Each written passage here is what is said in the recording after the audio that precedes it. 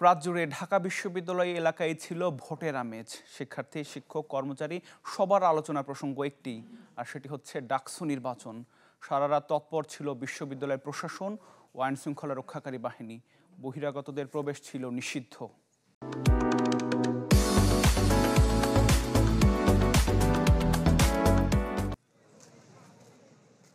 ঢাকা বিশ্ববিদ্যালয়ের এই রাতটা অন্যরকম।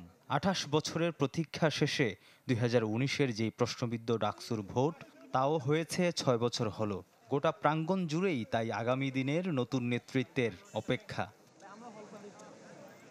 টিএসসি থেকে রাজু ভাস্কর্য, হলপাড়া থেকে ভিসি চত্বর, গভীর রাতেও সবখানেই ভোটের আমেজ। এজন্য এক ভিন্ন ক্যাম্পাস, ভিন্ন সময়ের প্রত্যাশায়। ঈদের মতোই লাগছে আজকের দিনটা, এবং আজকের রাতটা এখন সন্ধ্যা, অলমোস্ট রাত।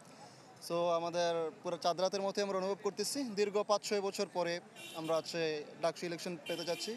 আমি চাই যে ডাকসু নির্বাচনটা সুন্দর সুস্থভাবে হোক, এবং আমরা হচ্ছে স্টুডেন্টরা ভালো কিছু পাই এখান থেকে, এবং আমাদের প্রত্যাশার সাথে আমাদের যে প্রাপ্তিটা সেটা হচ্ছে পরিপূর্ণভাবে একটা সামঞ্জস্য হোক। প্রার্থিতার ক্ষেত্রে মানে যাদের রাজনৈতিক ব্যাকগ্রাউন্ড আছে, যারা এত বছর আমাদের জন্য কাজ করেছে বা ভবিষ্যতে করবে, আমি তাদেরকে এগিয়ে রাখবো। নির্বাচনকে ঘিরে নেওয়া হয়েছে জোরদার নিরাপত্তা ব্যবস্থা। গোটা রাত জুড়েই পুলিশ, বিজিবি ও প্রক্টোরিয়াল টিমের টহল চলছে কিছুক্ষণ পরপর।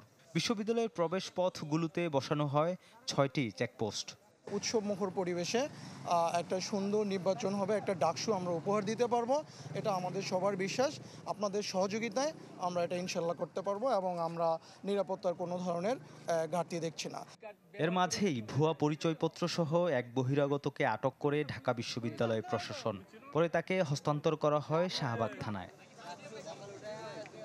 এবার কেন্দ্রীয় সংসদে ২৮টি পদে মোট ৪৭১ জন প্রতিদ্বন্দ্বিতা করছেন, আর ১৮টি হল সংসদের ভোটের লড়াইয়ে নেমেছেন ১,০৩৫ জন প্রার্থী।